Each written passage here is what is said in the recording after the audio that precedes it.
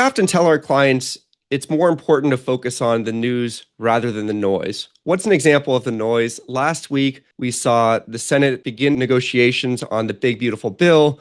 Most were watching very closely when President Trump and Elon Musk had a very public spat. That's noise. That doesn't necessarily inform our thinking or our market outlook. Let's focus on what was more newsworthy last week. We got an important piece of data, and that was the May jobs report. This is a report that comes out the first Friday of every month. And last week, we saw that the job market actually added about 140,000 jobs in the month of May. This number came in better than expected. And so we saw the market respond favorably. Many were prepared for the worst. They were prepared for what we call this hard data starting to show the impact of the tariffs and all of this trade uncertainty that we've seen in recent weeks. We didn't get that. We also saw the unemployment rate held steady at 4.2% for the third month in a row. So these were very positive takeaways from the report. However, there were some signs that there are some cracks beginning to form underneath the surface. And so that's what I want to focus on here today. It is why we don't necessarily think that we're out of the woods, but the odds of a recession have declined materially since the beginning of April following the Liberation Day announcement.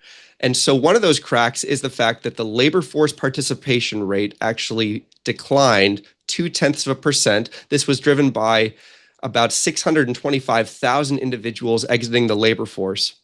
So this could be driven by a few things. One could be that individuals are retiring and simply exiting for natural reasons. That doesn't necessarily raise any alarms for us. But in this environment, we are very sensitive to the fact that the demand for labor is softening. And we are seeing in other types of indicators the fact that this is a difficult hiring environment. We're not seeing layoffs surge just yet, but we are seeing employers that are less inclined to go out and hire in the face of this uncertainty. And so could the 625,000 individuals that left the labor force over the last month, could that be driven by individuals that are simply becoming disillusioned and are tired of looking? So that is what we are on watch for in the coming months for some kind of confirmation. Another takeaway from this jobs report was the fact that it was really more about quantity than quality. And what I mean by that is the fact that breadth of job gains, if we look at across a number of sectors and industries, it was actually the weakest since August.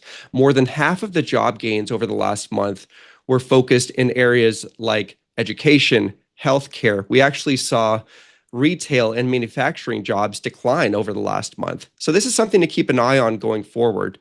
And then finally, we saw downward revisions of about 95,000 over the last 2 months. And all this means is that the initial strength that we saw in the jobs market actually wasn't that much strength at all. And these trends generally continue. And what that means for us on this report is that if this trend continues, this 140,000 jobs that we saw added in the month of May, it could actually be revised down next month when we get the report for June. So these are all things that we need to keep an eye on. Again, the odds of a recession have declined materially. We are all still watching every headline and update as it relates to trade and living in this period of uncertainty. But so far, the economy is hanging in there. So we're going to continue to watch this. We'll make sure that we report on it. As always, if you have any additional questions or want to learn about how this impacts your portfolio or financial plan, please don't hesitate to reach out to your financial advisor.